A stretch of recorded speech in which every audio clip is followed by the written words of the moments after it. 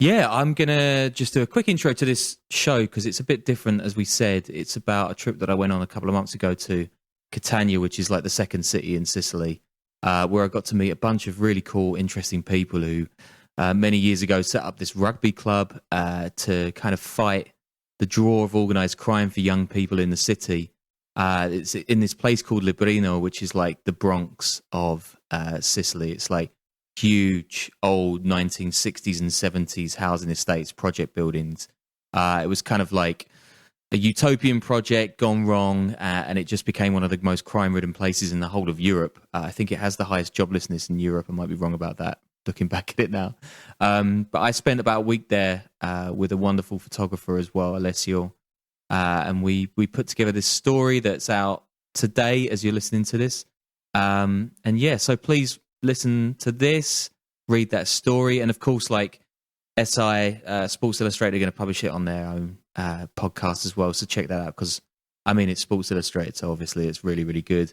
But yeah, I think I'll just leave it there, and we'll be back with a probably more conventional show next week. But yeah, let us know what you think, guys. Hope you enjoy it. And now, the story of an Italian rugby club, Briganti di Librino. The name Briganti, it comes from the word brigand, which is someone who's a rebel or a pirate or someone rallying against the status quo or the authorities at the time. And actually, Briganti also comes from this Calabrian folk song called Briganti se more, or roughly to die a brigand. And there's a key line from that song, and it goes, "The land is ours and nobody can touch it." To the foot of Mount Etna to write a story for Sports Illustrated about a rugby club standing up to the Mafia. From here on out, you'll hear his voice and some of the people he met through a translator. Librino is a sprawling suburb of Catania, which is the second largest city on the Italian island of Sicily. It was built in the late 60s and 70s as a modern utopia, feeding the city with workers. As it turned out, the money dried up. The city didn't build the shops and the swimming pools and the gyms and the facilities that the people had been promised. And rather than be a utopia, it kind of ended up as a ruined, dystopian, crumbling collection of tower blocks. One of the most interesting guys I met while I was in Catania was a player for the first men's team called Alessio Panebianco. Amore e odio. So my relationship with Librino, it's love and hate at the same time. Hate because it's not a good place where you can grow up, but also I love it because it's the place where I grew up. It's my childhood. There wasn't a single high school, opportunities were scarce, and in scenarios like this, the Mafia can easily take hold. Just down the road is the centre of Catania. That's like an ancient city, cobblestone streets, beautiful churches, all the things you might think about when you think of Sicily, Italy, or even The Godfather, which of course was set on the island and is how most people think Italian mafia, mafiosi look like. Although the people who run Librino, they're not wearing pinstripes and they don't have Tommy guns in violin cases. This is a very, very different type of organised crime. These were tracksuit-wearing, drug-smuggling thugs who murdered thousands in a series of wars and bombing campaigns across the era. Finally, in 1986, Sicilian authorities cracked down and conducted the world's largest trial at a special-made bunker inside of a Palermo prison. By 1992, prosecutors had convicted 338 of the so-called Maxi trial's 475 defendants. Later that year, mob assassins murdered those prosecutors, shocking Sicilians. But the deaths were the last convulsions of an underworld on its knees. In the following years, the island's mafia grew more diffuse, with a growing income divide. Wealthier mobsters moved into white-collar crimes. Small-time crooks battled for scraps in poor local markets such as Librino, peddling stolen goods and drugs through kids who stood to face only reduced juvenile prison terms. This poor, social poor condition, actually it's gold for the mafia, because maybe they have cash money to support the family. Enter Briganti di Librino, a rugby club. It started at a local social club when one of the leaders, Piero Mancuso, brought in a rugby ball and started tossing it around between the members. The club's philosophy was staunchly left-wing, anti-fascist, anti-racist, welcoming everyone into the fold in a city which was pretty right-wing at the time. They wanted to give everyone a good start, basically, keep kids away from crime.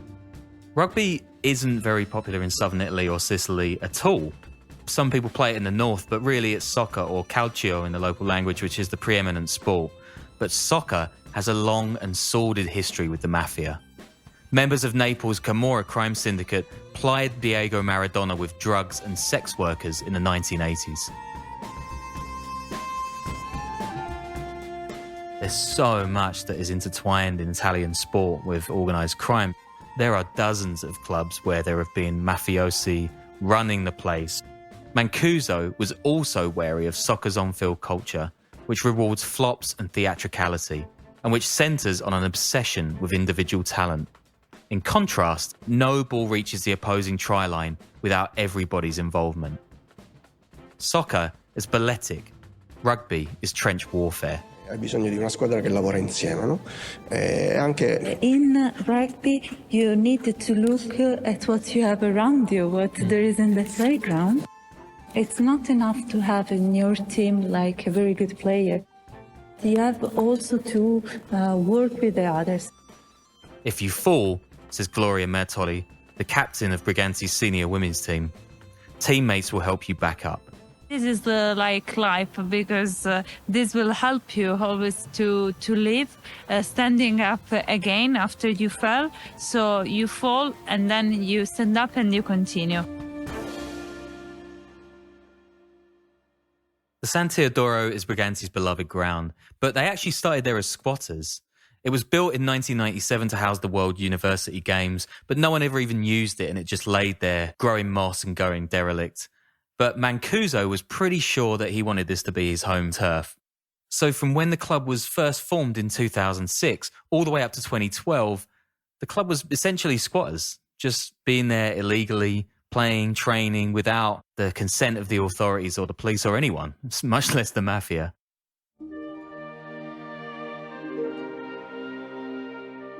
On April 25th, 2012, which was uncoincidentally 32 years to the day after Italy was liberated from fascism, Mancuso moved everybody into the San Teodoro and declared it to be their official home. Paperwork be damned. Giuseppe Cunsolo was exactly the kind of kid the club was aiming at. He was a 13-year-old from Librino, and he was kind of getting wound up in some of the darker sides of the neighbourhood's activities. In 2012, just after the club rocked up at the San Teodoro, he was knocked off his moped and killed. No one truly knows what happens to him, but pretty much everyone in the club suspects it was to do with his activities in the Mafia. To honour Giuseppe, Briganti named their clubhouse after him. It became kind of a focal point, a rallying point for the club to kind of cement their vision to try and buck the trend of the Mafia and the organised crime that was taking over Librino at the time.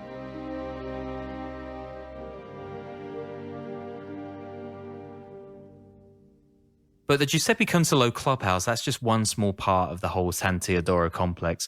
You've got the field and you've got the playing areas, of course, but you've also got these giant hangars, like air hangars. One of them's got a gym in it, another one's got a cafe, there's a bar, there's a learning area, there's a library for kids. It's really like a holistic neighborhood spot that all the kids can come to. But above all, they can be safe and they have someone to look out for them and look after them. Over the coming years, the club grew, and hundreds of young kids from the local neighborhood would get involved in becoming brigands against organized crime. But that wasn't the end of the club's war against the Mafia. At midnight, on January 11th, 2018, a blaze broke out in the Giuseppe Cunsolo clubhouse, destroying almost everything inside. Authorities never officially connected the fire to the Cosa Nostra, who rely heavily on arson as an intimidation tactic. But to Briganti, it was a clear message from the mob. We run Librino. Brucia in tutti I sensi. They want to show that power. When they burned down here, they wanted to say, we are here, this is us. They know that we take from the streets the guys that could be their workers. The following morning, everyone showed up to train, players, staff, and their families. And the place was a wreck. But rather than sit around or feel sorry for themselves, Briganti did, I guess, what Briganti do best, and that's just carry on playing.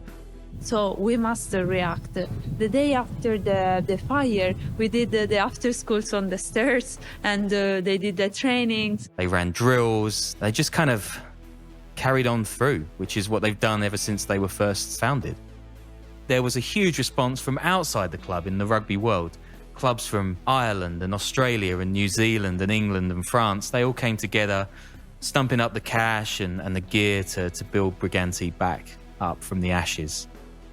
There's been equipment stolen. Someone fired a bullet into the door of the clubhouse. In 2021, someone came over to the Briganti clubhouse and they torched the club bus that was sitting behind the place at the time. And the club have still kept the burnt-out tyre marks from that incident so that everyone can see just what it means to be a brigand. It's just an ongoing fight against organised crime in Librino, and it's not going to stop anytime soon. The players feel so strongly about their club these days that they actually put in night shifts to guard the San Teodoro every night. So they will go in groups of 3 or 4 at a time, and they'll stay there all the way through the night, guarding the doors, making sure no one's coming in to torch the place or to threaten them or to steal equipment or even steal the AstroTurf that they've built their new field out of, which actually happened pretty recently. These young guys are Briganti through and through. They've been there for years. They've seen the best of it, the worst of it, and they're determined to kind of push it to the next level. And that's not just behind the scenes or as a social outreach program. They actually want to be good on the field. They're trying to move up the leagues. They want to be a part of the higher, even semi-pro or professional leagues in Italy. They've certainly got the whole of the local neighborhood behind them. So the sky's the limit. Qualcuno che cercherà di We resisted and we continue, but nothing is eternal. So we don't know, maybe something will put us in the situation that we cannot continue. But for now, we are winning.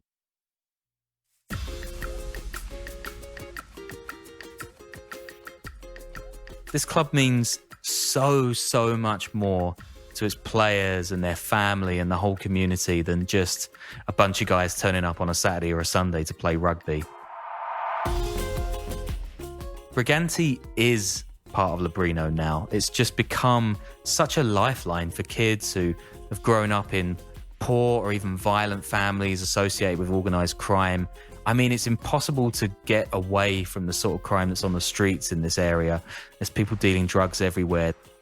Violent clashes between rival gangs pretty much every other day. And Briganti is a safe haven. More than one player described it to me as their happy place. One of the most interesting guys I met while I was in Catania was one of the first men's team players called Alessio Panebianco. He's this squat, really muscular, really cool, talented player, but he also has this really piercing stare and a way of speaking really passionately about the club. And it's not surprising given that he's grown up just a couple blocks away from the San Teodoro. Non lo so, gli vuoi dire questa parte intanto? I wasn't born here, but I grew up here, and I started playing rugby at the age of 12. I didn't know about rugby before I started with the Briganti. And he feels like such a huge responsibility. He's one of these young generation and he wants to teach the younger kids. He takes training there all the time. I mean, there literally isn't a day where this guy isn't down at the club, either teaching young people how to play rugby or hanging out at the library or just like messing about with his friends. Here's one thing he told me. Of course, I can say also my parents have a part, but the 80% of what I am today is the Briganti. I imagine my life very dark, without light. I Briganti are the light.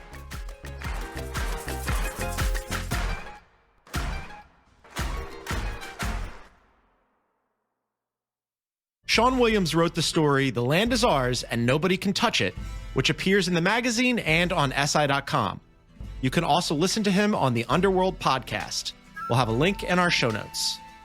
After a break, we take a look back at Urban Meyer's no good, very bad time as head coach of the Jacksonville Jaguars.